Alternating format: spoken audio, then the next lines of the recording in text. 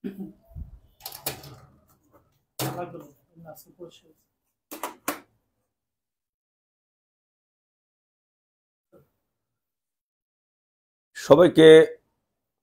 সাদর সম্ভাষণ আমাদের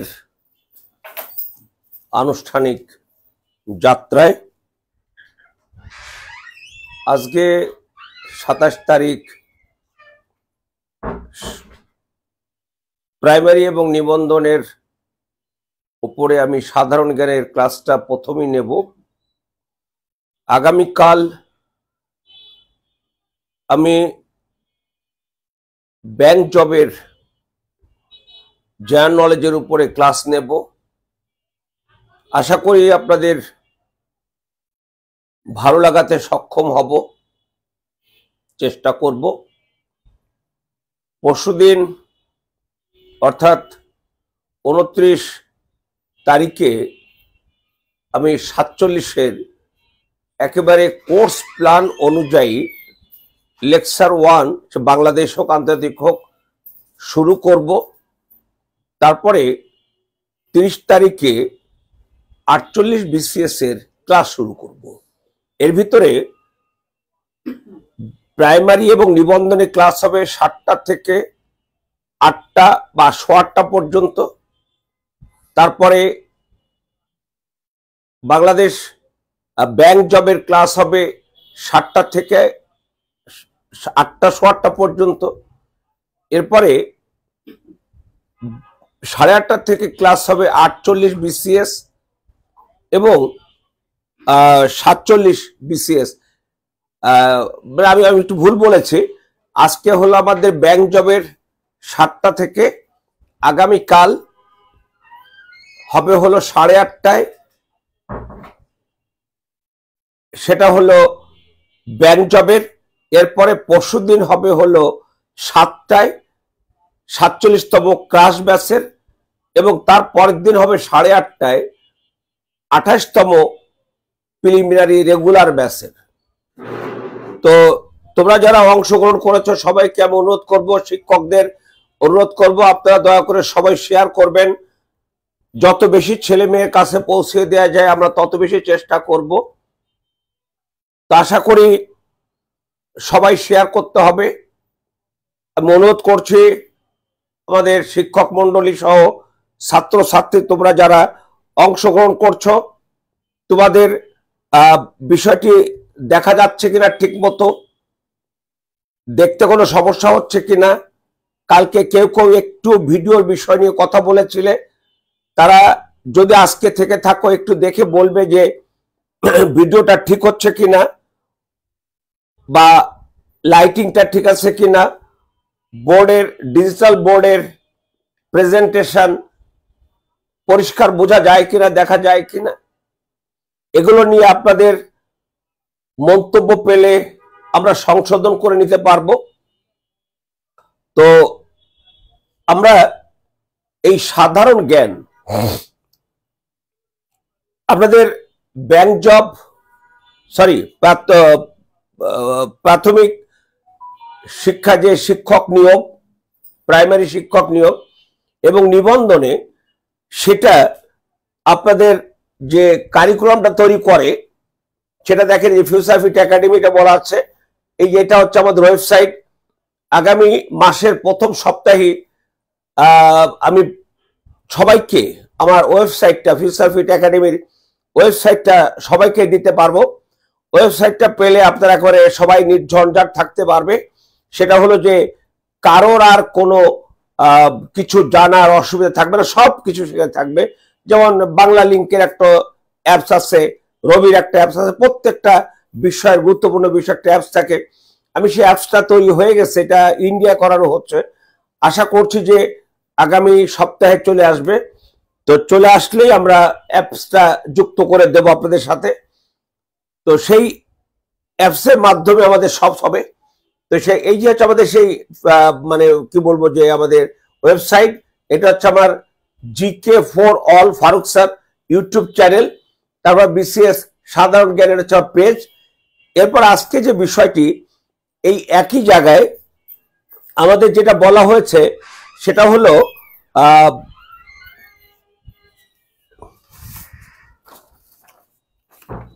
এই কাগজটায় আমার কাছে সবই লেখা আছে।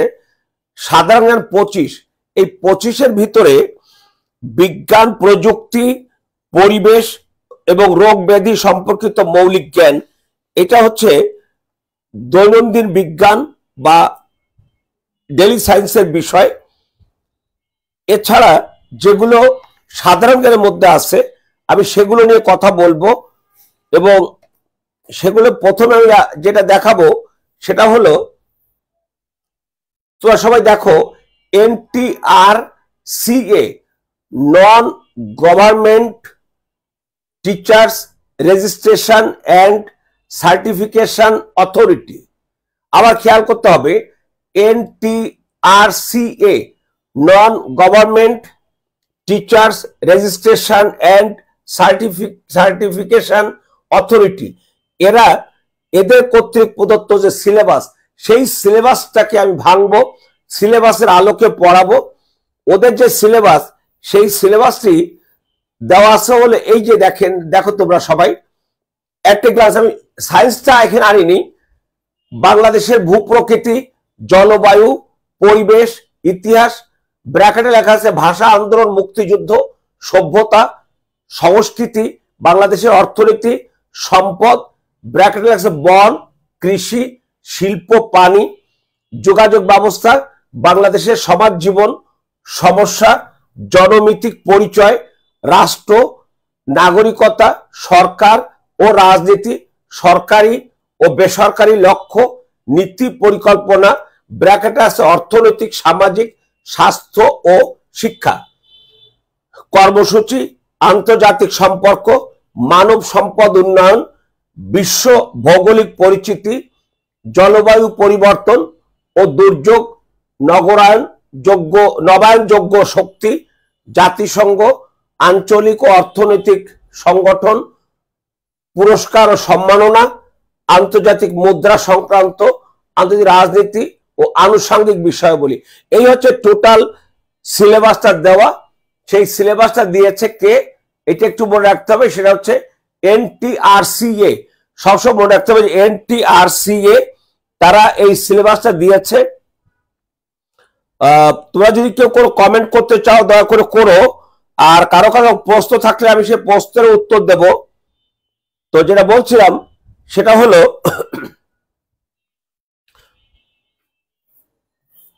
এই যেটা চলে গেল, এবার আসেন তোমরা এই করো যে সিলেবাস অনুসারে আমরা জানবো। এখন আর ওই সিলেবাসের ভিতরে আমি নেই, আমি এখন আসছি আমার ভিতরে, আমি এটাকে কিভাবে সাজিয়েছি। আমি 1 নম্বরে এনেছি হলো ইতিহাস, কারণ আমি শুরুটা করবো ইতিহাস থেকে। আগে কি আমি ইতিহাস থেকে বাংলাদেশে না এসে বাংলাদেশের ভূপ্রকৃতি পড়বো, বাংলাদেশের রাজনীতি পড়বো, সেটা তো হয় না। এই জন্য আমরা ইতিহাস থেকে আসি। এখন ইতিহাসে আমরা খুব বেশি প্রশ্ন তোমাদের এখানে হয় না, হালকা মিজাজের কিছু প্রশ্ন হয়ে থাকে। সেখানে আমরা কি দেখছি, যুগ ভিত্তিক একটা বিষয় আছে। তোমরা সবাই ছোটকাল থেকে পড়ে আসছো, বাংলাদেশ এবং ভারতের ইতিহাসে 3টা যুগ, প্রাচীন যুগ, মধ্যযুগ, আধুনিক যুগ। আমি সংক্ষেপে একটু বলবো যে প্রাচীন যুগটা কেন প্রাচীন হলো, প্রাচীন যুগটা শুরু হলো কখন। আমরা যদি দেখি যে আমরা কখন থেকে ভারতের ইতিহাস জানতে পারি, যখন থেকে জানতে পারি তার আগেরটা জানি না, তার মানে তার আগেরটা আমাদের ইতিহাসে অন্তর্ভুক্ত হচ্ছে না।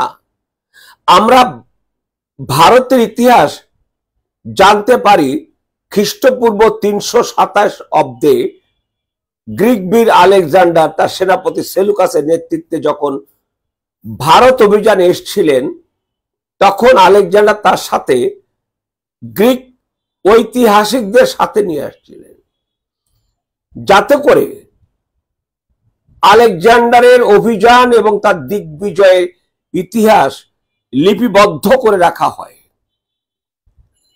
ওই গ্রিক ঐতিহাসিকদের মাধ্যমে আমরা প্রথম ভারতবর্ষের ইতিহাস জানতে পারি। এর আগে যেহেতু জানতে পারি না, সেহেতু সেই ইতিহাসটা আমাদের প্রাচীন যুগে অন্তর্ভুক্ত হয়নি। তাহলে আলেকজান্ডার ভারত অভিযান থেকে আমাদের শুরু হয়ে গেল। সে আলেকজান্ডার তো চলে গেলেন উনি চলে গেলেন ব্যাবিলনে, গিয়ে মারা গেলেন, আফ্রিকায় অভিযানে গেলেন। তারপর আমরা কি দেখলাম, উনার সেনাপতি সেলুকাসকে বসিয়ে গিয়েছিলেন। সেলুকাস খুব একটা ভালো শাসক ছিলেন না। সেই সময় আমাদের এই ভারতবর্ষে উন্মেষ ঘটেছিল একজন মহান ব্যক্তিত্বের, যাকে আমরা বলি কৌটিল্য বা যাকে আমরা বলি চাণক্য। সেই কৌটিল্য বা চাণক্য, যার অর্থনীতি বলি আমরা কৌটিল্যের অর্থনীতি, তিনি সেই সময় ছোট্ট একটা অঞ্চলের শাসক চন্দ্রগুপ্তকে উৎসাহিত করেছিলেন যে আপনি সাম্রাজ্য রাজ্য গড়ে তুলুন।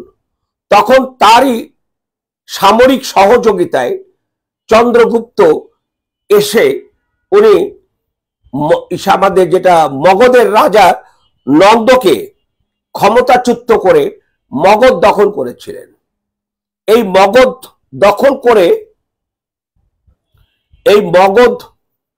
দখল করার মধ্য দিয়ে শুরু হলো আমাদের ভারতে মৌর্য শাসন। এই মৌর্য শাসনটা হলো চন্দ্রগুপ্তের অঞ্চলটার নাম ছিল মারিও। এই মারিও বিকৃত হচ্ছে মৌর্য, প্রকৃত হচ্ছে গুপ্ত বংশ, কিন্তু পরে মারিও থেকে মৌর্য হওয়ায় আমরা তাকে বলি চন্দ্রগুপ্ত মৌর্য। এই চন্দ্রগুপ্ত মৌর্যের শাসন ব্যবস্থার, তার বংশের শাসনের অবসান হবে।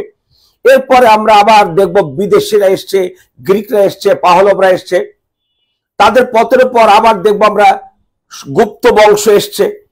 সেই গুপ্ত বংশের অবসান উত্তর আমরা দেখব বাংলায়, আমরা সেই রাজা শশাঙ্ককে দেখব। রাজা শশাঙ্কের মারা যাওয়ার পর 113 বছর ব্যাপক ভিত্তিক অরাজকতা ছিল। সেই অরাজকতার অবসান ঘটিয়েছিল গোপাল পাল নামে একজন পাল শাসক। সেক্ষেত্রে ছিল পাল শাসন। পাল শাসনের অবসান হয়ে গেল ইসের মাধ্যমে, সেনদের আগমনের মধ্য দিয়ে। সেনরা ভারতের থেকে অন্য জায়গার থেকে এসেছিল। সেনদের অবসান করেছিল ইখতিয়ারউদ্দিন মোহাম্মদ বিন বখতিয়ার খলজি। এই যে সেন বংশের পতন হয়ে গেল, আর ওদিকে দিল্লিতে গজনী সুলতান মজিদুর মোহাম্মদ ঘুরির নেতৃত্বে 2 বার যুদ্ধ হয়েছিল পৃথ্বীরাজ চৌহানের সাথে। অতঃপর একটা পর্যায়ে তিনি দিল্লি দখল করতে সক্ষম হয়েছিলেন। তখন তার সেনাপতি কুতুবউদ্দিন আইবককে দিল্লির শাসক হিসেবে বসিয়েছিলেন।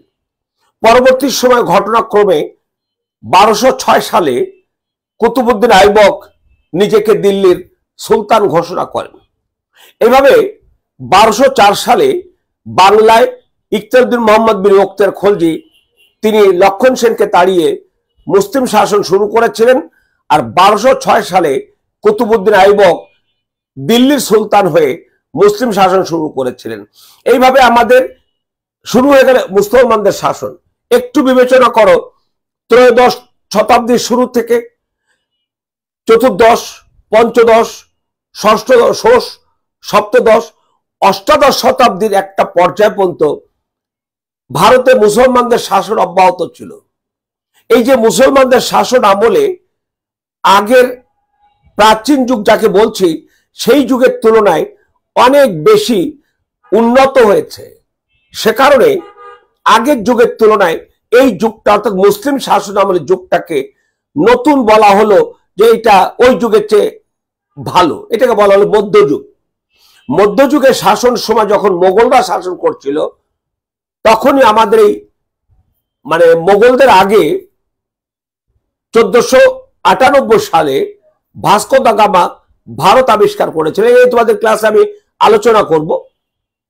ভাস্কো দা গামা ভারতে আসার নৌপথ আবিষ্কার করেছিলেন।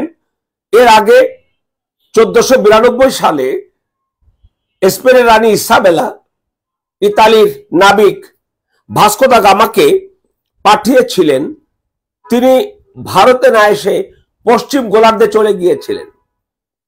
ওই পশ্চিম গোলার্ধে আবিষ্কার করার ফলে তাদের ধারণা ছিল যে এই ভারতবর্ষ থেকে ইন্দোনেশিয়া পর্যন্ত ভূখণ্ডকে তারা বলতো ইস্ট ইন্ডিজ।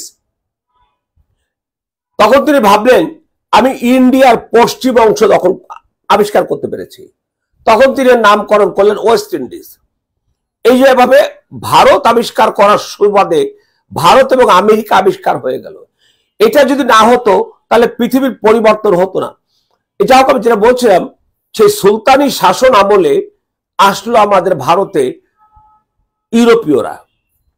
ইউরোপীয়রা আসার পর আস্তে আস্তে আস্তে আস্তে তারা ভিতরে ঢুকতে লাগলো।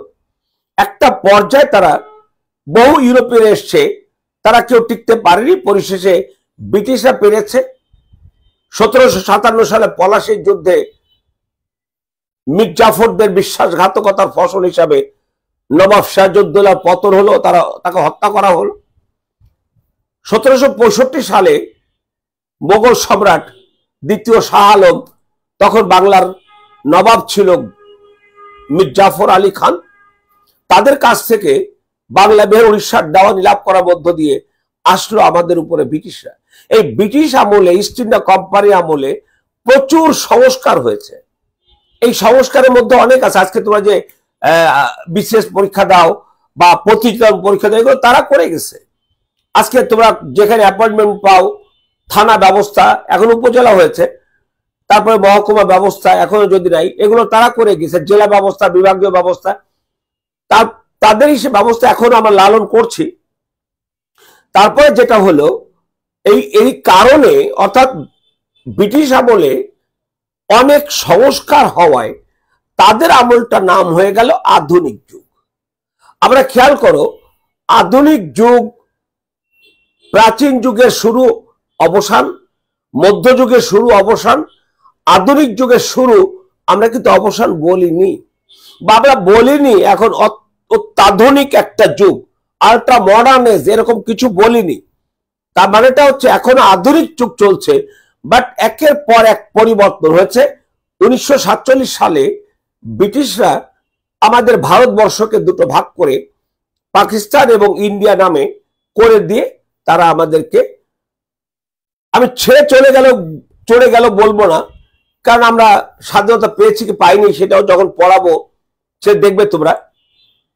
তাহলে এখন দাঁড়ালো সেটা হলো আসলো পাকিস্তান আমল। সেই পাকিস্তান আমলে দেখো, এই আধুনিক যুগের পর আমি রাজনৈতিক ইতিহাস এসেছি, যেখানে তোমরা জানবে ভাষা আন্দোলন থেকে মুক্তিযুদ্ধ, তোমরা এগুলো সব দেখবে, এগুলো সব লেখা আছে ওখানে। কিন্তু আমি তোমাদের কাছে সহজে পড়াবার জন্য আমার মতো করে আমি সাজিয়ে নিয়েছি। তোমাদের ভালো লাগলো কিনা আমাকে শেষে একটু কমেন্টে জানাবে, যে আমি ইতিহাস থেকে আসলাম রাজনৈতিক ইতিহাস। আমাদের রাজনৈতিক ইতিহাস 1947 থেকে 1971, কারণ এই সময়টা আমরা ভাষা আন্দোলন সহ 54 নির্বাচন, 56 সংবিধান, 62 শিক্ষা আন্দোলন, 66 বঙ্গবন্ধু 6 দফা, 69 গণ অভ্যুত্থান, 70 নির্বাচন এবং সেই নির্বাচন উত্তর 1971 মহান মুক্তিযুদ্ধ, এই ঘটনাগুলো ঘটেছে যে আমলটা, সেটা শুধু আমাদের জন্য। যেমন আমাদের এই এলাকায় 1905-06 সালে ঢাকার শাহবাগে নওয়াব স্যার সলিমুল্লাহর নেতৃত্বে অল ইন্ডিয়া মুসলিম লীগ হয়েছিল। তারা কিন্তু পূর্ব বাংলা মুসলিম লীগ হয়নি।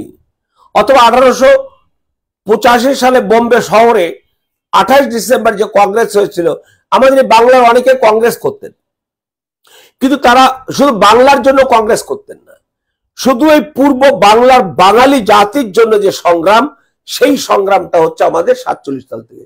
তো এটা আমাদের একটা গুরুত্বপূর্ণ জায়গা, সেটা তোমাদের সিলেবাসে আছে।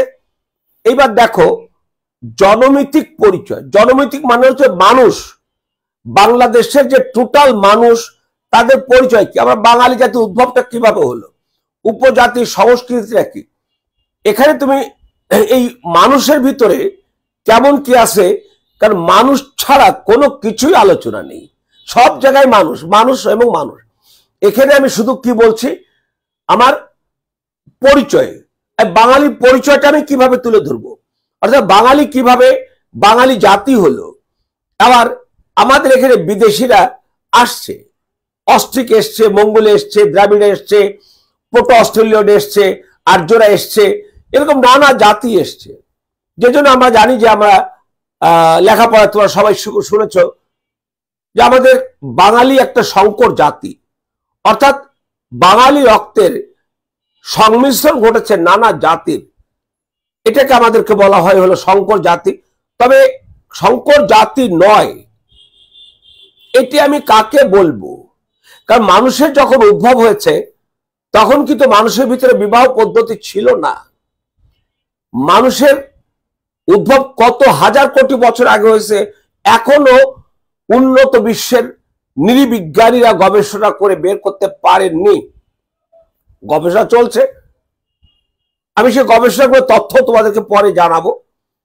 তবুও আমরা যে বাঙালি জাতি হয়েছে, আমাদের সংমিশ্রণ হয়েছে।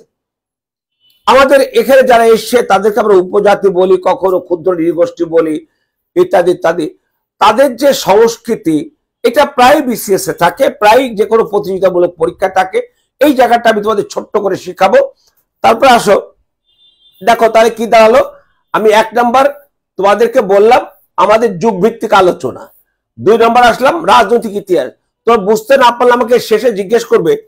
3 নাম্বার আসলাম আমাদের মানুষ, জনমিতিক পরিচয়। এটা আরো অনেক জায়গায় যাবে। এবার আসো বাংলাদেশের অর্থনীতি। এটা তোমাদের ওখানে লেখা আছে বাংলাদেশের অর্থনীতি। অর্থনীতির মূল কথাটা হলো, বা রাষ্ট্রের মূল লক্ষ্যটা হলো দেশের মানুষের উন্নয়ন করা। এখন দেশের মানুষের উন্নয়ন যদি করতে হয়, তাহলে সেটা যা যা করা হবে সবগুলো অর্থনীতি কেন্দ্রিক। তোমরা যে এমএ পাস করেছো, অনার্স পাস করেছো, এর মূল লক্ষ্য হচ্ছে তোমরা অর্থনৈতিক কর্মকাণ্ডে লিপ্ত হবে। অর্থাৎ রাষ্ট্র যখন স্কুল করে, রাষ্ট্র যখন বিশ্ববিদ্যালয় করে, রাষ্ট্র যখন মেডিকেল কলেজ করে, এগুলো সবই হচ্ছে মানুষের আগামী অর্থনৈতিক কর্মকাণ্ডকে গতিশীল করার জন্য করে। তার জন্য আমাদের উন্নয়ন পরিকল্পনা লাগবে।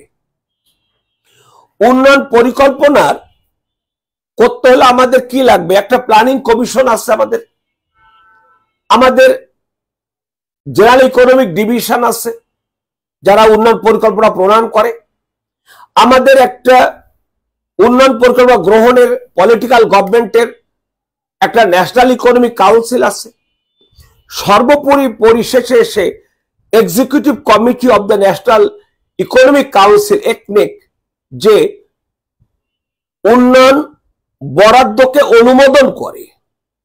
এটা এই প্রক্রিয়াটা আমি তোমাদেরকে সহজ ভাষায় শিখিয়ে দেব। তারপরে আসো, সেটা হলো উন্নয়ন পরিকল্পনার স্তর বিন্যাস। আমরা বছরের জন্য স্বল্প মেয়াদী একটা মেয়াদ করি, প্রতি বছর বাজেটে সব বলা হয় অ্যানুয়াল ডেভেলপমেন্ট প্রোগ্রাম, বার্ষিক উন্নয়ন কর্মসূচি। এই যে বার্ষিক উন্নয়ন কর্মসূচি, এই কথা তোমরা শুনেছ কিনা একটু বলো তো দেখি।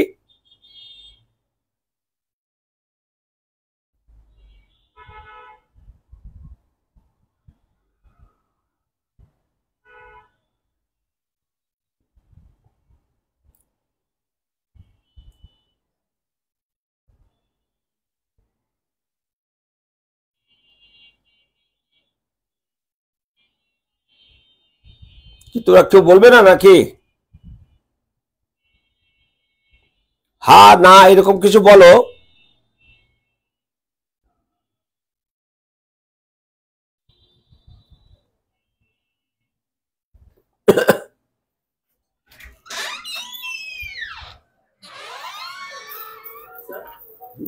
স্লিপার দেখতেছো বোঝা যায় কারা কারা দেখে করবে।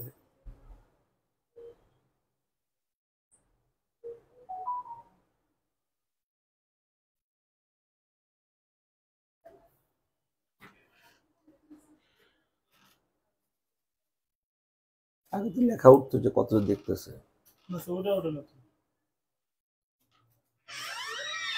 কোনো কিছু লেখাও না। মোটা কই লেখা? এটা কি লেখছে? রফিকুল ইসলাম মাতবর নাকি? হ্যাঁ, মাতবর সাহেব, তুমি শুনেছ? আর কেউ শুনেছ? বার্ষিক উন্নয়ন কর্মসূচি, স্বল্প মেয়াদী পরিকল্পনা। তোমার পরিকল্পনা আছে যে আমি এই মাসে এত টাকা আয় হবে, আমি এই টাকাটা কিভাবে ব্যয় করব, এটা হচ্ছে পরিকল্পনা। আমার 1 বছরে কত টাকা আয় হবে, কত টাকা সঞ্চয় করে আমি একটা সম্পদ বাড়াবো, সম্পদ কিনবো, একটা টেলিভিশন কিনবো বা একটা ফ্রিজ কিনবো, এটা হচ্ছে পরিকল্পনা। তাহলে আমাদের দেশে বা একটা রাষ্ট্রের পরিকল্পনা প্রথমটা হলো স্যার ক্লাসের সাথে আসি, একটু কথা বলবে, ক্লাসের সাথে থাকা আর কথা বলা, যখন জিজ্ঞেস করব তখন সবাই চেষ্টা করবে একটু কথা বলতে। আর তোমাদের কারোর যদি কথাই থাকে, প্রশ্ন থাকে, দয়া করে তোমরা আমাকে প্রশ্ন করবে। এরপর আসো দ্বিতীয় যে পরিকল্পনা, সেটা হলো ইংরেজিতে বলে mid term plan. Mid term plan বা মধ্যমেয়াদী পরিকল্পনা, এটাকে আমরা বাংলায় বলি পঞ্চবার্ষিক পরিকল্পনা।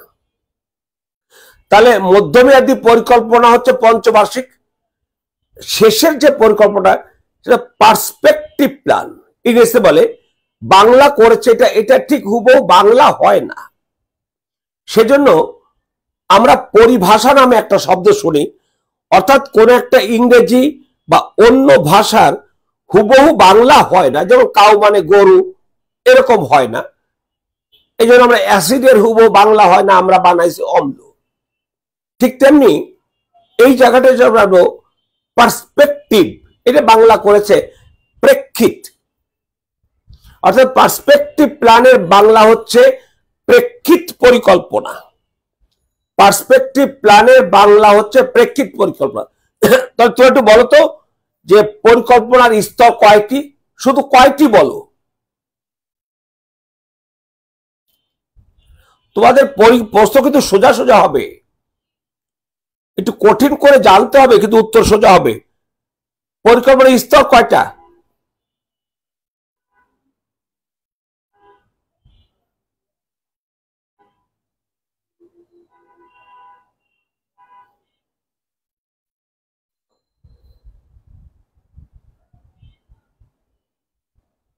তোমাদেরকে আবার কথা শুনতে কি সমস্যা হচ্ছে নাকি?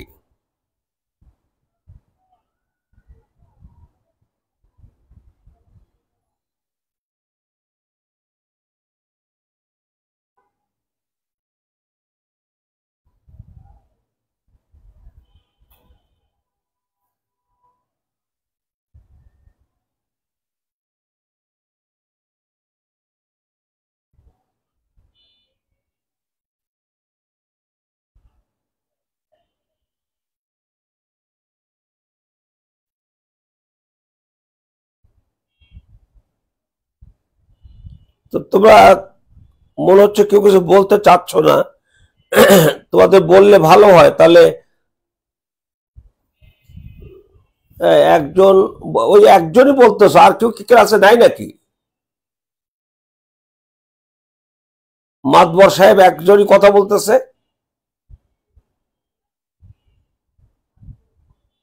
আমি এতক্ষণ ধরে বললাম 3টা, আর মাতবর সাহেব তুমি শুনলা 6টা, লেখলা 6টা। তোমাদের মনোযোগটা বোধহয় আরেকটু ইন্টেন্সিভ হতে হবে। তো যখন আসে বা চলে আসি, এখানে আসে বাংলাদেশের দারিদ্রতা। এটা কিন্তু অর্থনীতির সাথে রিলেটেড দারিদ্রতা, কারণ একটা রাষ্ট্রের উন্নয়ন করতে হলে তার পরিসংখ্যান লাগে। সেই পরিসংখ্যানে বাংলাদেশে কোন জায়গায় কি পরিমাণ মানুষ দরিদ্র আছে সেটা জানতে হয়, না হলে ওই অঞ্চলের উন্নয়ন পরিকল্পনাটা কিভাবে হবে সেটা ঠিক করা সম্ভব হয় না। তাহলে আমি দারিদ্রতা নিয়ে যখন কথা বলবো, যে দারিদ্রতা নিরূপণ করা হয় কিভাবে, কে দরিদ্র কে দরিদ্র নয়, এটা মাপার যে বিষয়টি সেটা একক বলে। যেমন আমরা ঝড়ের গতিবেগ মাপি, সেটা একটা একক আছে, কাপড়ের মাপি, সেটা একটা একক আছে। ঠিক তেমনি এই জায়গায়ও একটা একক আছে। তা আমি তোমাদের ক্লাসে সেটা শেখাবো যে ক্যালোরি ইনটেক মেথড এটা কি। তো জিজ্ঞেস করে বাংলাদেশে ক্যালোরি ইনটেক মেথডে বা খাদ্য শক্তি গ্রহণে চরম দরিদ্র বলা হয় কাকে? চরম দরিদ্র বলা হয় কাকে? কেউ যদি জানো একটু বলো, আর না জানলে না বলো, তাহলে আমি তো বুঝতে পারবো যে তোমরা শুনছো কথাগুলো।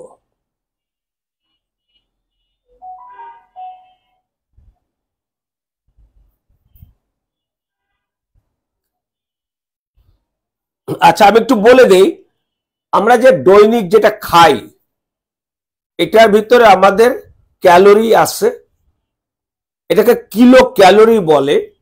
একজন মানুষ দৈনিক 2122 কিলো ক্যালোরির নিচে গ্রহণ করলে তাকে বলা হয় দরিদ্র, আর 1805 কিলো ক্যালোরির নিচে গ্রহণ করলে তাকে বলা হয় চরম দরিদ্র। অর্থাৎ চরম দরিদ্র হলো যে প্রতিদিন 1805 কিলো ক্যালোরির নিচে গ্রহণ করে, তাকে বলা হয় চরম দরিদ্র। এই তো একটা ডেফিনেশন হয়ে গেল। আর একটা আছে কস্ট অফ বেসিক নিড, বিশ্ব ব্যাংকের হিসাব আছে, ইউএনডিপির হিসাব আছে। এরপর আসি যে বাংলাদেশ যে দরিদ্র, আমরা 1971 সালে মহান মুক্তিযুদ্ধের মধ্য দিয়ে দেশ স্বাধীন হয়েছে। এরপরে আমরা সেই স্বাধীন দেশটাকে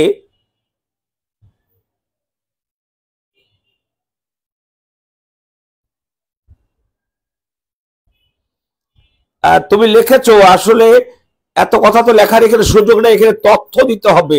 আমি বলে দিয়েছি এটা বিশ্ব ব্যাংকের হিসাবে বলেছো যথার্থ, সেটা হলো যে $1.90 এবং তার নিচে উপার্জন করে জীবিকা নির্বাহ করলে। তারপরে যেটা বলছিলাম যে বাংলাদেশের দারিদ্র হ্রাসের উদ্যোগ কি কি আছে, এরপর বাংলাদেশের দারিদ্রের বাস্তবতা। 72 সালে আমাদের দরিদ্র কত পার্সেন্ট মানুষ ছিল, তোমরা শুনলে আশ্চর্য হয়ে যাবা যে 72 সালে আমরা ছিলাম পৃথিবীর দ্বিতীয় দরিদ্রতম দেশ। আমাদের নিচে 1 নম্বর দরিদ্র দেশ ছিল বরকুনা ফাসো, আমরা ছিলাম দ্বিতীয় দরিদ্রতম দেশ। এই প্রসঙ্গে তোমাদের একটু বলে রাখি যে 1972 সালে যখন 12 জানুয়ারি বা 71 মুক্তিযুদ্ধ, 72 সালে 10 জানুয়ারি বঙ্গবন্ধু ফিরে এসে 12 তারিখে সরকার পরিচালনা শুরু করলেন, তখন আমাদের দারিদ্র্যের হার কত ছিল, তখন আমাদের শিক্ষার হার কত ছিল, মাথা পিছু আয় কত ডলার ছিল, কত মিলিয়ন মেট্রিক টন খাদ্য ঘাটতি ছিল, আমাদের গড় বয়স কত ছিল, আমাদের রিজার্ভ কত ছিল, বিদ্যুৎ উৎপাদনের সক্ষমতা কত ছিল, আমাদের যোগাযোগ ব্যবস্থা কেমন ছিল, আমাদের জনসংখ্যা বৃদ্ধির হার কত ছিল। এই যে বেসিক জিনিসগুলো যদি তোমরা 72 সাল থেকে না জানো, তাহলে আজকের সাথে মিলাতে পারবে না। তার মানে সবসময় তোমাদের একটা শেকড়ের কাছে যেতে হবে। আমরা যখন জন্ম হয়েছি আমাদের দেশটা, তখন আমরা কেমন ছিলাম, আজকে কেমন আছি। তাহলে এই মাঝখানে রাষ্ট্র কি কি কাজ করেছে, 72 থেকে যারাই ক্ষমতায় ছিলেন, এখনো যারা ক্ষমতা আছেন, সবাই কাজ করেছে। আবার সবসময় যে সবাই ভালো কাজ করেছে তা না, আবার সবচেয়ে ভালো কাজ করে তাও না। তাহলে এই যে সময়ে আমাদের পরিবর্তনটা কি হলো, এটা যদি তুমি না জানো, তাহলে তুমি যে কোনো জায়গায় কথা বলার ক্ষমতা হবে বলে মনে হয় না। তা যাও, যেটা বলছিলাম, তাই 72 সালের বাংলাদেশের দারিদ্র্যের বাস্তবতা 72 থেকে বর্তমান আমি দেখাবো যে 72 সালে কত ছিল। এর পাশে 5 নাম্বার বাংলাদেশের সম্পদ, এখানে বলা আছে বন, কৃষি, আমি খনিজ সম্পদটা যুক্ত করেছি, শিল্প, পানি। বন বলতে হলো যে বন আমাদের একটা বিশাল সম্পদ, এই সম্পদটা এতই গুরুত্বপূর্ণ, আমাদের অক্সিজেনের জন্য বিশেষ প্রয়োজন, কার্বন নিঃসরণের জন্য যেমন কার্বন নিঃসরিত হয়, সেটি হলো কার্বন নিঃসরিত হয় আমাদের জীবাশ্ম জ্বালানি ব্যবহার করলে। জীবাশ্ম জ্বালানি হলো তেল, গ্যাস, কয়লা ইত্যাদি, অর্থাৎ মাটির নিচে জীবনের অংশ, অর্থাৎ প্রাণী এবং উদ্ভিদের মৃত অংশটি দীর্ঘকাল পানি মাটির নিচে থাকতে থাকতে একটা রাসায়নিক বিক্রিয়ায় হয় কোথায় তরল, আর যেখানে মাটির বয়স বেশি সেখানে কঠিন হয়। যেমন কয়লা আমরা দিনাজপুরে পাই, আমরা কিন্তু কয়লা সাগরে পাই না, আমরা কয়লা সিশোরে পাই না, এখানে পাই আমরা তরল, গ্যাস, কখনো কখনো একটু তেল ইত্যাদি। তাহলে যেটা দাঁড়ালো সেটা হলো আমরা এই জীবাশ্ম জ্বালানি ব্যবহার করলে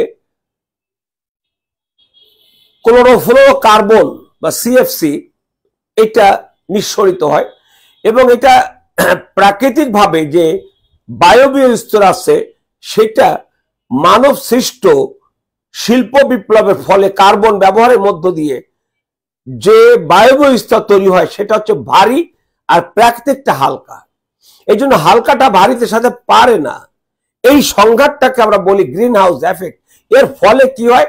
এর ফলে আমরা শুনি যে জানি যে ওজোন স্তর, যেটা আমাদের বলা হয় যে ছাঁকনি, অর্থাৎ সূর্য থেকে যে রশ্মিটা আসে এই রশ্মিটা আমাদের অতি প্রয়োজন। এখানে আমরা বেগুনি রশ্মি পাই, আবার আরেকটা আছে অতি মানে আলট্রা ভায়োলেট রে, অতি বেগুনি রশ্মি, সেটা আমাদের ক্ষতি করে। তো অতি বেগুনি রশ্মি যখন আসে তখন আমাদের গ্লোবাল ওয়ার্মিং অর্থাৎ বিশ্বের উষ্ণায়ন হয়, উত্তপ্ত হয়। উত্তপ্তের ফলে দুটো ঘটনা ঘটে। একটা হচ্ছে বরফ মেরু অঞ্চলে বরফ গলে যায়, গলে গিয়ে আমাদের মতো উপকূলীয় দেশে ভয়ঙ্কর একটা বিপদের মধ্যে ফেলে দিয়েছে। দ্বিতীয়ত হলো মরু অঞ্চলে আরো মরুকরণ হয়েছে, অর্থাৎ মাটি আরো অনুর্বর হয়েছে। এর ফলে যে ভয়াবহ রূপ নিয়েছে সেটার জন্য যেটা বলছিলাম যে আমাদের বন এই কার্বনটা নিঃসরণ করে প্রকৃতি, অর্থাৎ বাংলাদেশ যে পরিমাণ কার্বন নিঃসরিত হয়, আমাদের এই মুহূর্তে যত বন আছে, পানি, মাটি, এইগুলো সব সে কার্বন নিঃসরণ করে। আমাদের দেশে বন অপেক্ষাকৃত কম, মানুষ অপেক্ষাকৃত অনেক বেশি। সেই তুলনায় ভুটানে মানুষ কম, শিল্প কম, তাতে করে তারা যতটুকু কার্বন নিঃসরিত করে পুরো কার্বন এইটা তাদের প্রকৃতি শোষণ করে নেয়। এই জন্য মানুষের কোনো এফেক্ট হয় না। এই জন্য পৃথিবীতে কার্বন শূন্য দেশ ভুটান। আমরা বলতে গেলে কার্বন শূন্য খুব কাছাকাছি জায়গায়। সবচেয়ে বেশি কার্বন নিঃসরিত হয় চীন, পার হেড হয়ে যায় হলো আমেরিকা চীনের চেয়ে কম করে কার্বন নিঃসরণ, কিন্তু আমেরিকার জনগণ যেহেতু কম, চীনের জনগণ যেহেতু অনেক বেশি, পার হেড পড়ে যায় হলো আমেরিকায়। আমাদের প্রতিবেশী ভারত, সেও বহুত কার্বন নিঃসরণ করে, জাপান করে, জার্মানি করে। অর্থাৎ শিল্পোন্নত দেশগুলো এই কার্বন নিঃসরণ, যত বেশি শিল্প আছে তত বেশি কার্বন নিঃসরিত হয়। তারপর পানি। এরপর দেখো 6 নম্বরে আমি রাষ্ট্র। তোমরা প্রত্যেকটা পড়বে, আর এইটাকে আমি তোমাদের আগামী কয়েকদিনের ভিতরে ছোট করে তৈরি করে তোমাদের গ্রুপে দিয়ে দেবো। এটা তখন তোমরা ইয়ে করে নিতে পারবে, হয়তো ফ্লিপ বুক করে দিতে পারি বা পিডিএফ আকারে দিতে পারি, তোমরা এটা প্রিন্ট করে নিতে পারবে। রাষ্ট্র ব্যবস্থার উদ্ভব হলো কিভাবে, রাষ্ট্রের শ্রেণী বিভাগটা কিরকম, রাজনৈতিক রাষ্ট্র হলো রাজনৈতিক প্রতিষ্ঠান। তাহলে সেই রাজনৈতিক প্রতিষ্ঠানে যারা থাকেন তারা কি বলবো, যে এখানে একজন বলেছ স্যার মিথুন হোসেন, স্যার ক্লাসের সাথে আসি, ক্লাসের সাথে থাকবে, মাঝে মাঝে কথা জিজ্ঞেস করলে কথা বলবে। শফিকুল ইসলাম, সবাই শেয়ার করে দিন, বন্ধুদের মেনশন করুন, ধন্যবাদ। তো রফিকুল ইসলাম, তুমি যেটা বলেছো কাছাকাছি জায়গায় এসছে, ধন্যবাদ রফিকুলকে।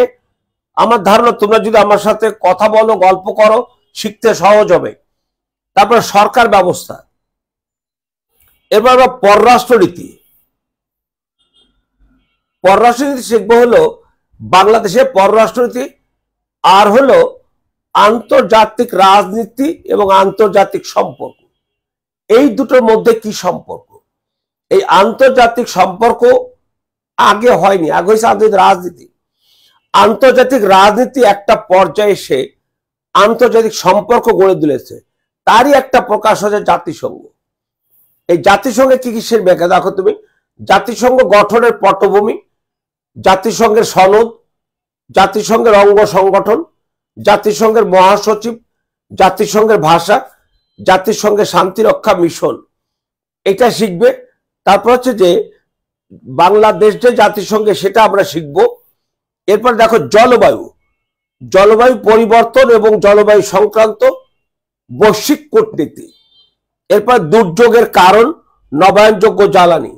এই যে দুর্যোগের কারণ, এই দুর্যোগের কারণই হলো তোমার শিল্প বিপ্লবের ফলে নিঃসরিত কার্বন দুর্যোগকে পৌনঃপৌনিকভাবে বৃদ্ধি করে চলছে। আমরা সবচেয়ে বেশি এফেক্টেড 10টির মধ্যে আমরা 7ম অবস্থানে, এবং আমাদের এই বাংলাদেশের উপকূলের, বাংলাদেশের, আরে বাবা কি কয় বস কি আবার,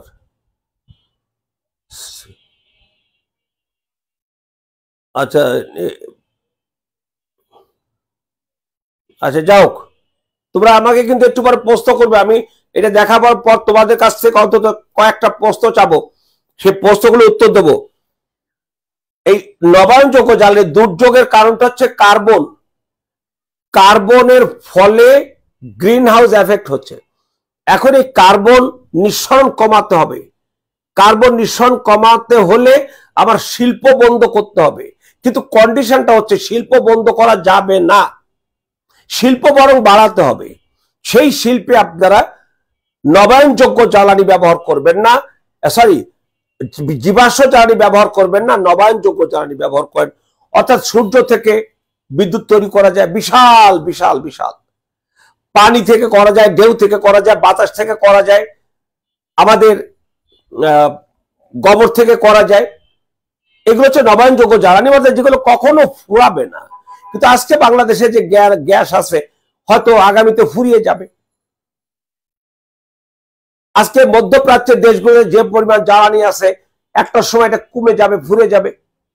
এটা তো হচ্ছে না, রিনিউ হচ্ছে না। এটা তো যেমন আমার সূর্য আছে, সূর্য কখনোই শেষ হবে না, আমার বাতাস আছে কখনোই শেষ হবে না, আমার সমুদ্রের ঢেউ আছে কখনোই শেষ হবে না, এটা এটা সবসময় থাকবে।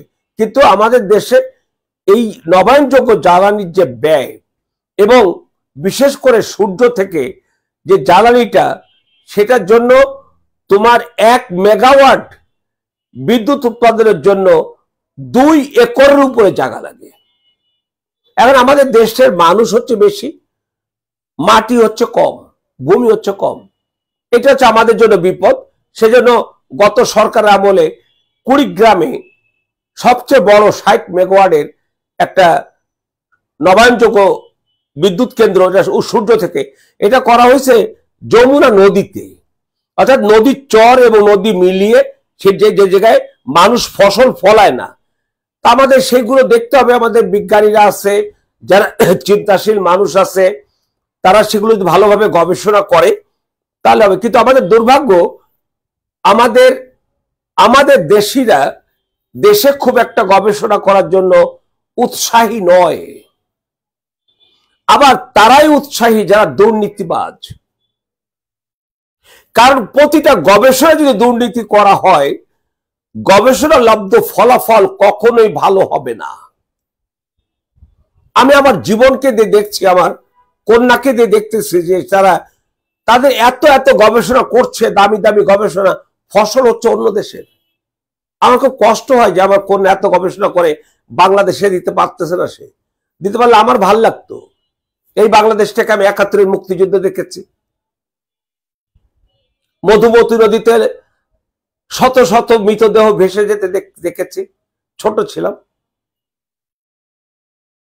অসংখ্য মানুষকে পাখির মতো গুলি করে মেরে ফেলেছে, সেটা দেখেছি, পালিয়ে চলে গেছি, মা বাবা, মা ভাইদের সাথে চলে গেছি।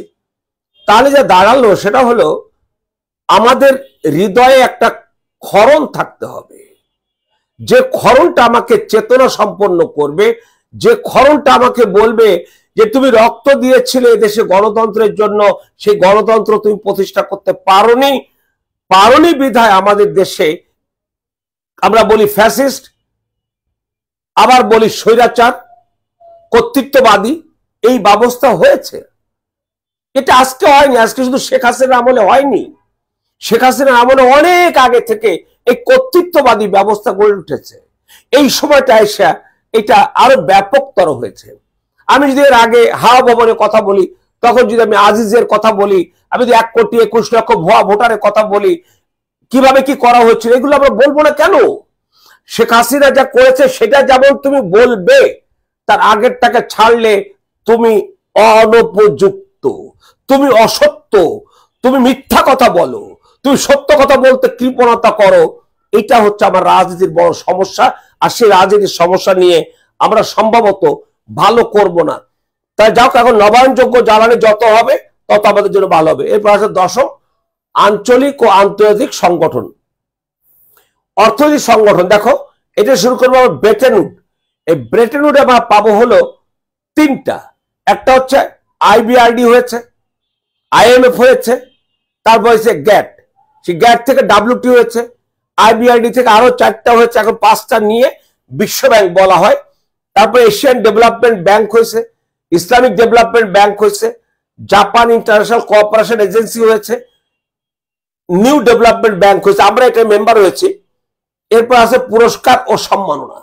এই পুরস্কার ও সম্মাননা এই পর্যন্ত আমি তোমাদেরকে পড়াবো। এখন তোমরা আমাকে প্রশ্ন করো।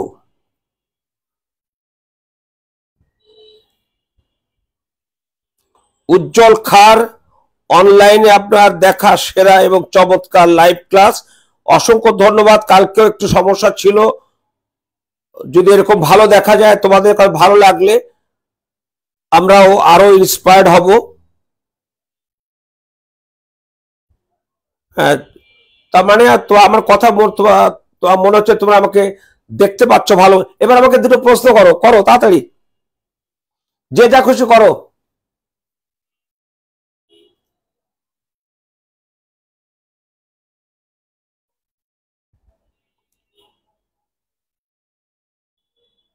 মিরাজ, তুমি রাতে একবার ফোন দিও আমারে।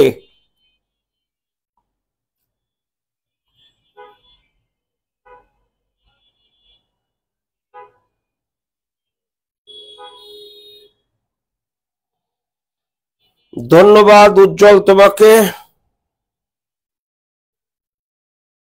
কি হলো, প্রশ্ন করো।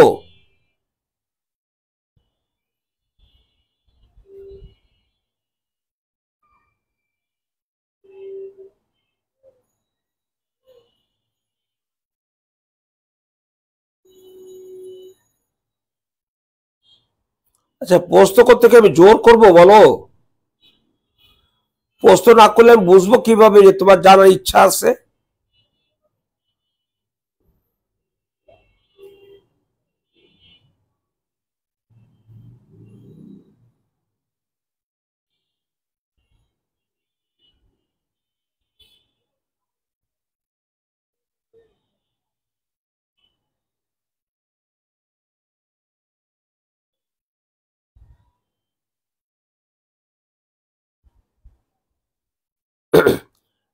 ক্লাস ভালো লাগছে, এটা ভালো কথা, কিন্তু আমাকে একটা প্রশ্ন করা হবে না, এটা তো ভালো কথা না।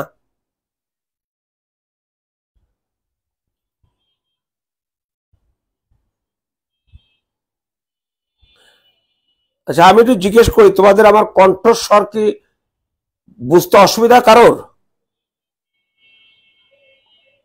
তুষার, অসাধারণ, ভালো কথা।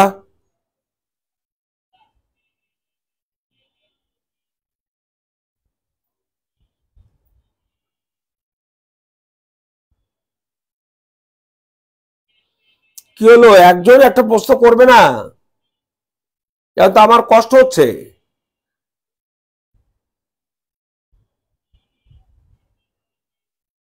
ক্লিয়ার, সুন্দর হয়েছে, ক্লিয়ার। আমি তোমাদের আগামী কি বলবো যে কালকে হলো 47 তোমাদের কালকে হয়তো আশা করছি 7টায় কালকে তোমাদের অঙ্ক ক্লাস হবে। অঙ্ক ক্লাস হবে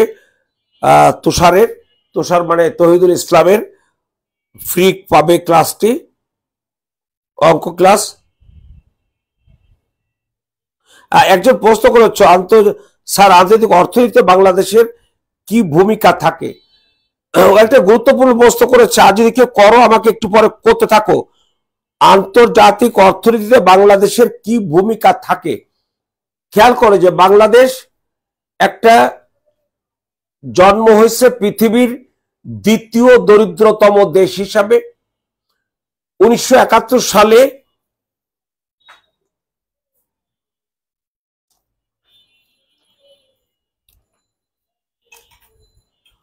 1971 সালে আমাদের অর্থনীতির চেয়ে পশ্চিম যে পাকিস্তান তারা ছিল 75% বেশি। অর্থাৎ আমাদের ছিল যেখানে 25%, সেখানে ওদের ছিল 75%। তাহলে একটু বলো তো বৈশ্বিক উষ্ণায়নটা কি? স্যার বলবো, একটু পরে বলছি, তোমরা প্রশ্ন করতে থাকো। আচ্ছা, এই যে বলছো, দেখো আমাদের অর্থনীতি বলতে গেলে কিছু ছিল না, সেই দেশটা আজকে বিশ্বের 35তম অর্থনীতির দেশ। আর এই অর্থনীতি পরিমাপ করে ইন্টারন্যাশনাল মনিটারি ফান্ড আইএমএফ যেটা করে সেটা হলো জিডিপির ভিত্তিতে। বাংলাদেশের এখন 465 বিলিয়ন ডলার হচ্ছে তার জিডিপি, গ্রস ডোমেস্টিক প্রোডাক্ট। এতে আমেরিকার যেমন 1 নাম্বার, চীন যেমন 2 নাম্বার। তাহলে দাঁড়াচ্ছেটা হলো আমাদের ওই অর্থনীতির সাথে বৈশ্বিক অর্থনীতির একটা গুরুত্বপূর্ণ সম্পর্ক আছে। এই গুরুত্বপূর্ণ সম্পর্কের জায়গা থেকে তোরা জেনে খুশি হবে আজকে বাংলাদেশে সবুজ কারখানায় বিশ্বে 1 নাম্বার। শুধু 1 নাম্বার না, আমাদের ধরা ছোঁয়ার কাছে কেউ নেই। সবুজ কারখানা হচ্ছে টোটাল ভূমির 40% ফাঁকা থাকতে হবে, সারফেস ওয়াটার ব্যবহার করতে হবে। যারা সিরাজগঞ্জের আছো, সিরাজগঞ্জে আমাদের বাংলাদেশের সর্ববৃহৎ এবং প্রথম গ্রিন ইকোনমিক জোন তৈরি হয়েছে। সিরাজগঞ্জে গ্রিন মানে কি বলবে ইন্ডাস্ট্রিয়াল জোন তৈরি হয়েছে। সেখানে শ্রমিকের বিশ্রামের ভালো জায়গা আছে কিনা, যে সমস্ত মহিলার বাবু আছে তাদের ব্রেস্ট ফিডিং এর জন্য উপযুক্ত জায়গা আছে কিনা, তার চিকিৎসার ব্যবস্থা আছে কিনা, এই সমস্ত কিছুর উপরে আমেরিকার প্রতিষ্ঠান এটা মেপে 4টে ক্যাটাগরিতে আমাদেরকে সার্টিফিকেট দেয়। একটা হচ্ছে প্লাটিনাম। আজকে বাংলাদেশে প্রায় 80টা ইন্ডাস্ট্রি গার্মেন্টস এর প্লাটিনাম সার্টিফিকেট পেয়েছে, যারা 80+ উপরে নাম্বার পায়। এরপর হচ্ছে গোল্ডের পর সিলভারের পর হচ্ছে সার্টিফাইড।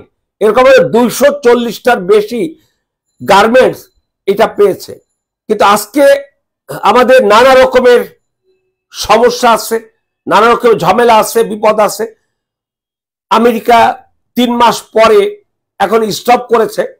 তারপর তো শুনলে আশ্চর্য হয়ে যাবা, আমেরিকা পৃথিবীতে সবচেয়ে বেশি গার্মেন্টস আমাদের কাছ থেকে নেয় 15.62% ট্যারিফ নেয়। 6-2% ট্যারিফ নেয়, আমাদের কাছে সবচেয়ে বেশি নেয়।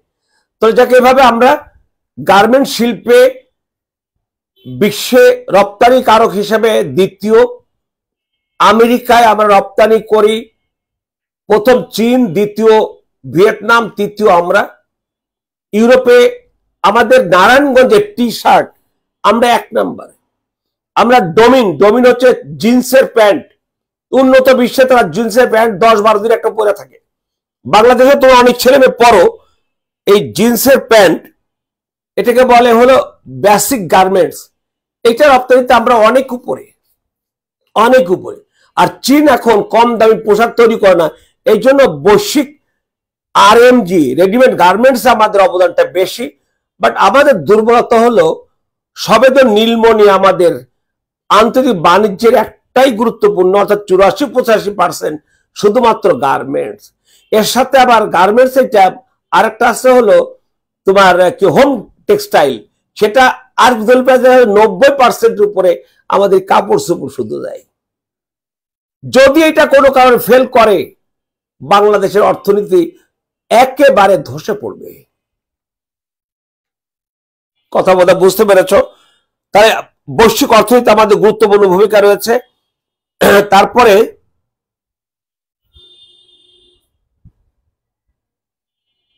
আচ্ছা, হ্যাঁ, একজন বলেছে মাতবর সাহেব আমি তোমাদের প্রশ্ন করবো, আমি পরে করব, আমি আমার সময় আছে হাতে। আচ্ছা, তারপরে বৈশ্বিক উষ্ণায়ন হলো তোমাদের এইভাবে বলেছো, হোসেন বলেছো বৈশ্বিক উষ্ণায়ন অর্থাৎ তোমার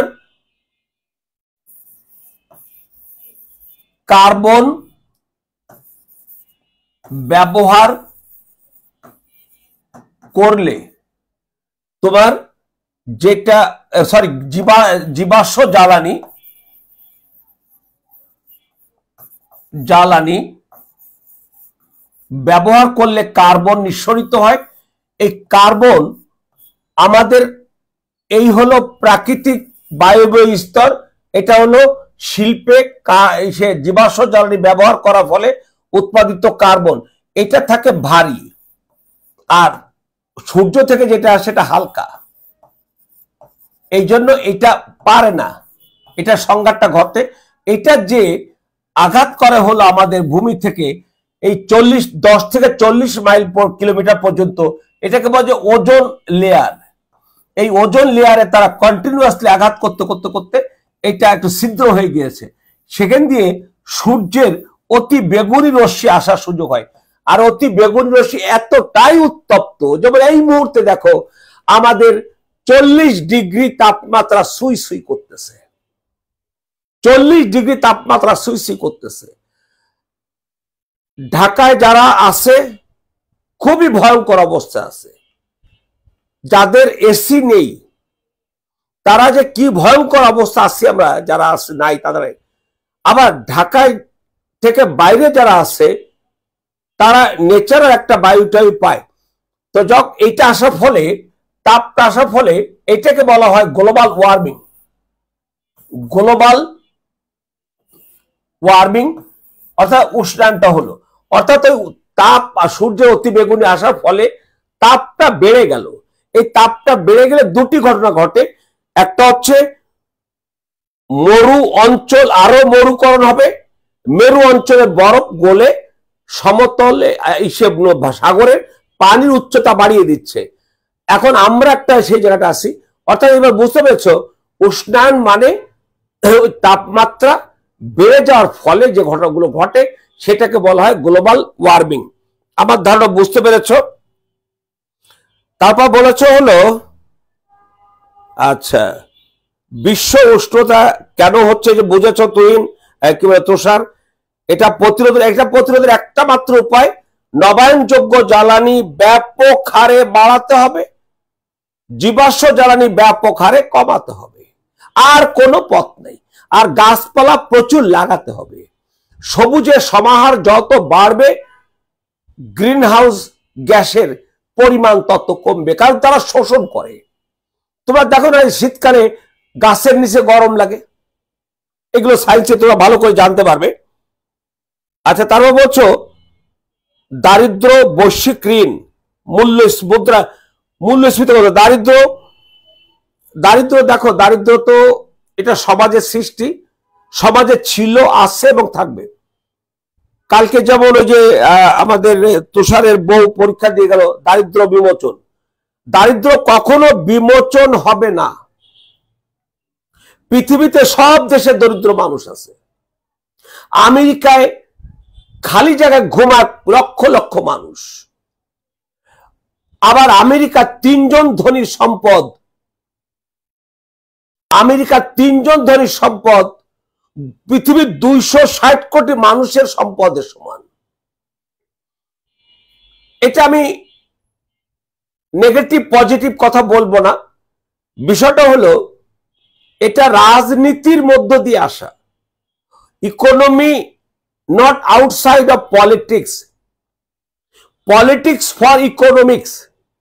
অর্থাৎ যিনি রাজনীতি করে তিনি উন্নয়নের জন্য রাজনীতি করে, দেশের কল্যাণের জন্য রাজনীতি করে, আর দেশের কল্যাণটাই হলো অর্থনৈতিক কল্যাণ। তুমি রাস্তাঘাট করবা, অর্থনীতি।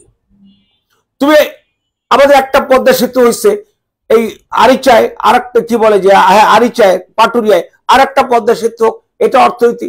কারণ আমাদের ওইটা হওয়ার ফলে দক্ষিণবঙ্গের ওইদিকে বিশেষ করে খুলনা বিভাগ, বরিশাল বিভাগ যে পরিমাণ সুযোগ পাইছে, সেই পরিমাণ সুযোগ আমি রাজবাড়ী থেকে শুরু করে কুষ্টিয়া, মেহেরপুর, চুয়াডাঙ্গা এই দিকটায় অতটা পাইনি। তো যদি এটা হয়, এখানে একটা পরিকল্পনা ছিল গত আমলে, সেটা হলো তোমার সেতুটা কেমন ছিল এটা খেয়াল করে দেখো তুষার। এই হলো তোমার পাটুরিয়া,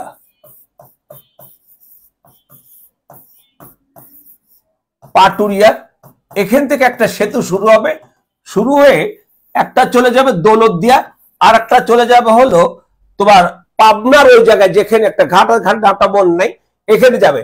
তাহলে এখান থেকে তুমি গাড়ি নিয়ে চলে যেতে পারবা, দৌলতদিয়া পার হয়ে এইভাবে তুমি যেই সে কি বলে যে ওই কুষ্টিয়ার ভিতরে কুষ্টিয়া চলে যেতে পারবা, মেহেরপুর চলে যেতে পারবা, চুয়াডাঙ্গা চলে যেতে পারবা, তারপর ওদিকে সে কুষ্টিয়া ঝিনাইদহ চলে যেতে পারবা, ফরিদপুর চলে যেতে পারবা, সহজ হয়ে যাবে, একেবারে সামান্য সময় লাগবে। আবার তুমি এখান দিয়ে চলে যে পাবনা হয়ে সিরাজগঞ্জ হয়ে ওদিকে রাজশাহী উত্তরবঙ্গে সব জায়গায় যেতে পারবে। এরকম একটা পরিকল্পনা আঁকা হয়েছিল, এখন জানি না সেই পরিকল্পনা কোথায় গিয়ে দাঁড়াবে বা কি হবে।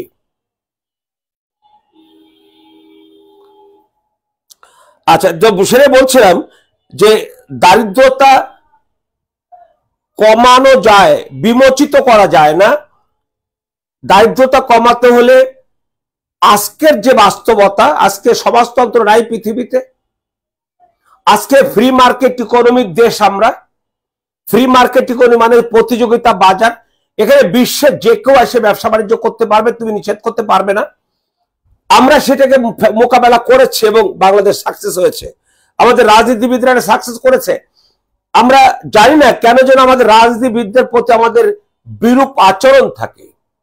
সেই বিরূপ আচরণের জায়গা থেকে আমরা আজকে অরাজনৈতিক কথাবার্তায়, অরাজনৈতিক সরকারের ছায়াতলে রয়েছে। তখন কি তোমরা দেখছো আগের চেয়ে কি দুর্নীতি কমেছে? দেখে বলতে পারে আগের থেকে দুর্নীতি কমেছে?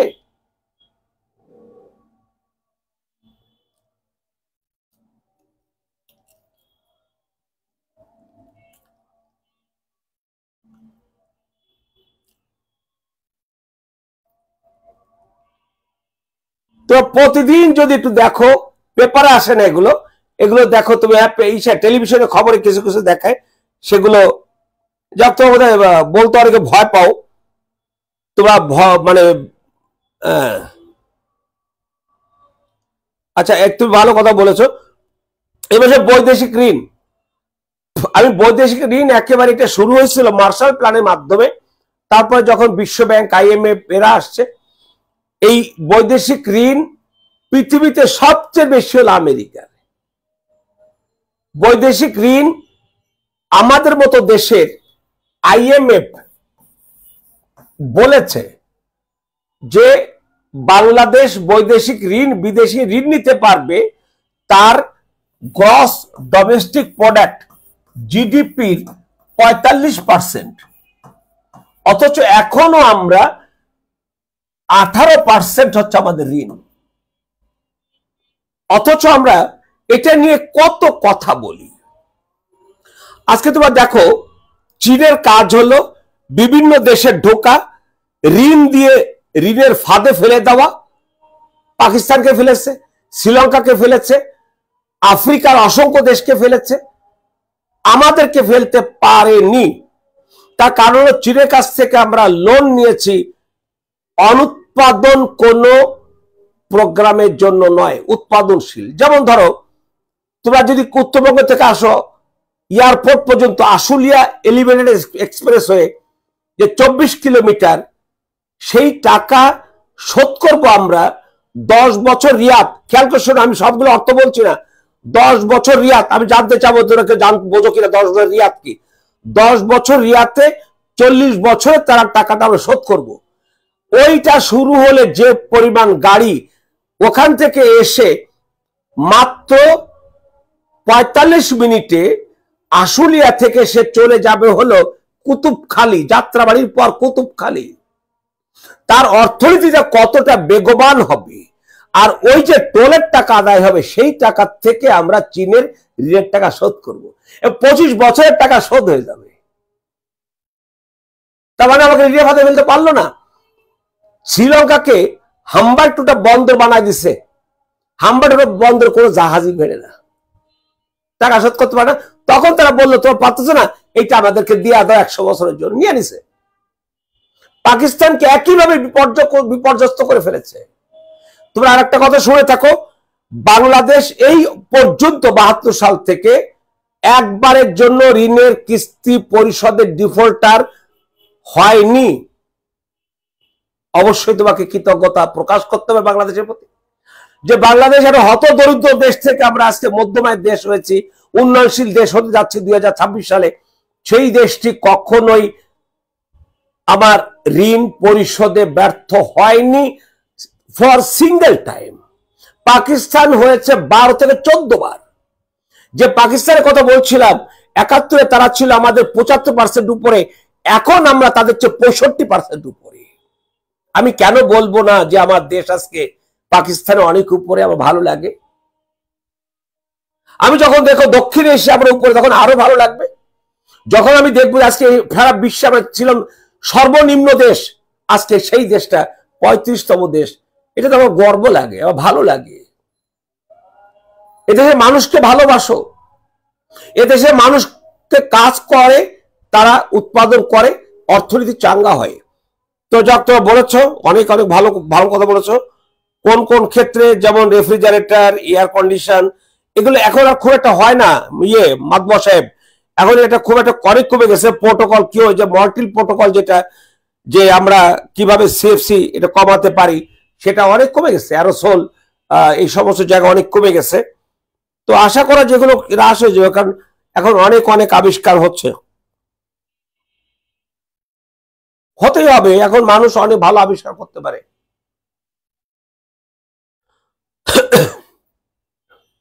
আর কেউ কিছু বলবে? আচ্ছা, তাহলে তোমরা আগামীকালকে অঙ্ক ক্লাসে মিলতে, কালকে আমি বলে দেবো আবার যে তোমাদের পরে কি কি ক্লাস হবে, আর কালকে টিচারদের সাথে কথা বলবো। আর আগামী মাসে, আর তোমাদের এই মাসের ভিতরে ভর্তি হলে তোমরা 1515 টাকায় ভর্তি হতে পারবে। এই মাসে পরে গেলে 2025 টাকা দিয়ে ভর্তি হতে হবে। আমার ধারণা তোমরা সেটা যাবে না, এবং আমাদের কোনো রিকোয়েস্ট করার চেষ্টা করবে না। কারণ তোমরা যারা যোগ দিয়েছ, যারা অ্যাড হয়েছ, আমাদেরকে যদি ভালো লাগে, টাকাটা বোধহয় মোটো বেশি না। তোমাদের 20টা দেব, সাবজেক্টিভ টেস্ট দেব, 10টা মডেল টেস্ট দেব, 93টা ক্লাস নেব। আবার আমি ব্যক্তিগতভাবে, তোমরা যারা আমার সাথে গ্রুপ ডিসকাশন করতে চাও, তারা একটু নামটা লিখে দিও, তাকে আমি আলাদাভাবে অ্যাড করব। অ্যাড করে 25 জন করে একটা গ্রুপ করবো, তাদের সাথে আমি সপ্তাহে একদিন তোমাদের সাথে আমি কথা বলবো। তোমরা সেখানে মুক্ত মনে কথা বলবা। যারা কথা বলতে শিখতে চাও, যারা কথা বলতে চাও, তারা ওই গ্রুপটায় আসো। তোমাকে আমি জোর করে কথা বলাতে পারবো না, তোমাকে কথা বলতে হবে। ভুল বলো, কিচ্ছু হবে না। ভুল করে আবার বলো, অর্ধেক ভুল হবে। তারপর দেখো 4 ভাগের 1 ভাগ ভুল হবে। তারপর তো মাত্র 10 ভাগ ভুল হবে। তারপর 5 ভাগ ভুল হবে। এরপর 2 ভাগ ভুল হবে, 1 ভাগ হবে, এরপরে হবে না। তুই চেষ্টা করলেই তুমি উত্তরণ ঘটাতে পারবে নিজেকে।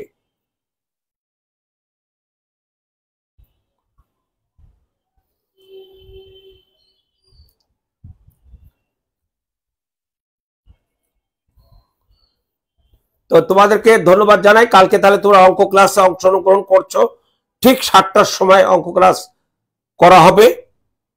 তো সবাই ভালো থেকো এবং আগামীকাল অঙ্ক ক্লাসটা এনজয় করবে।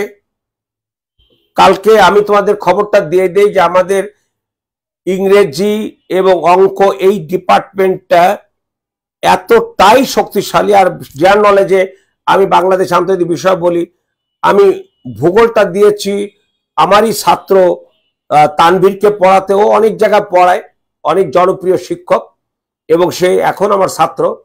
আর নৈতিকতা মূল্যবোধটা দিয়েছিল।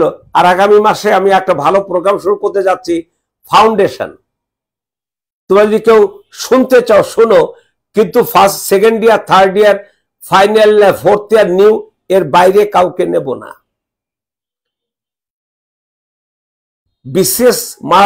বিশেষ গোল, ব্যুরোক্রেসি গোল, ব্যুরোক্রেট হওয়া গোল, কিন্তু মাথার থেকে আউট গোল, আউট করে দিয়া ওই গোলের পড়ালেখার আগে আগের যে জিনিসটা জানতে হবে তাকে, সেই জিনিসটা আমি অন্তত 1 বছরের বেশি সময় নিয়ে তাদেরকে এটা শেখাবো।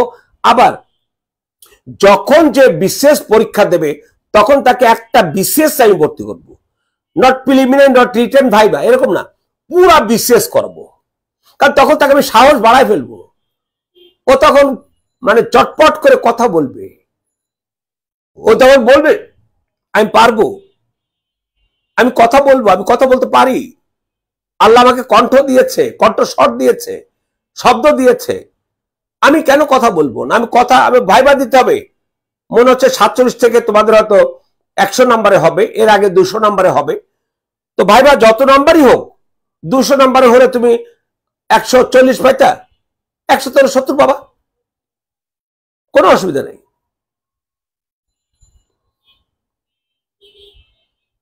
আচ্ছা, আরেকটা খেয়াল রাখো, এই ভিডিওটা কিন্তু তোমরা ফিউচার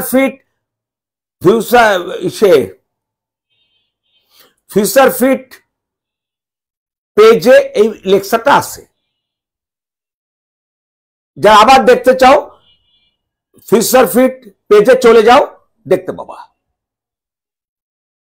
কালকে দেখতে চাও কালকেও দেখতে পাবা। তো বন্ধুদেরকে বলো, সবাইকে দেখতে বলো। এই সামান্য টাকায় যদি তোমরা বেশি বেশি ভর্তি হও, আমরা উৎসাহিত হব, যাতে করে আমরা আরো ভালো ভালো করে পড়াতে পারবো। এরপরে তোমাদেরকে আমার এই রুমটাও দেখাবো, যে আমরা পড়ালেখা, আমার টেবিল কি কি করি না করি। আমি এখন চেষ্টা করছি খুব উন্নত কোর্স প্ল্যান করতে ফাউন্ডেশনের জন্য, যেখানে বিসিএস এর ধারে কাছে একটা শব্দ থাকবে না। আমাদের বাংলাদেশে যারা ফাউন্ডেশন করাচ্ছে তারা বিসিএস করে 5ম তলায় উঠাই দিচ্ছে ফাউন্ডেশন না করে। তোমাদেরকে দেখো 12-14 পাতার একটা কোর্স প্ল্যান। আরে বাবা, সেখানে বিসিএস না, শুধু ওই বিসিএস এর মা বাপ 14 গোষ্ঠী পড়াচ্ছে, অথচ বলছে ফাউন্ডেশন। ফাউন্ডেশন কি বিসিএস এর পড়া না প্রি বিসিএস?